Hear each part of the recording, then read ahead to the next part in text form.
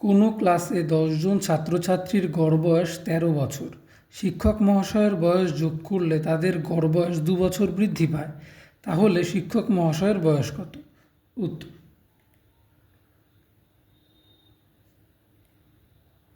10 জন ছাত্রছাত্রীর গড় বয়স = 13 বছর। 10 জন ছাত্রছাত্রীর মোট বয়স = 13 × 10 বছর = 130 বছর। এবার শিক্ষক মহাশয়ের বয়স যোগ করলে কী হয় দেখা যাক। শিক্ষক মহাশয়ের বয়স যোগ করলে 11 জনের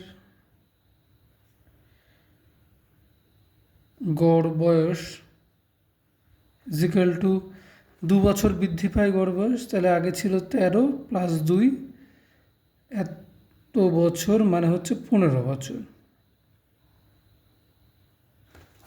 তাহলে 11 জনের মোট বয়স 11 জনের মোট বয়স 15 × 11 বছর মান হচ্ছে 15 পাশে থেকে 1, 15 15 16, 165 বছর।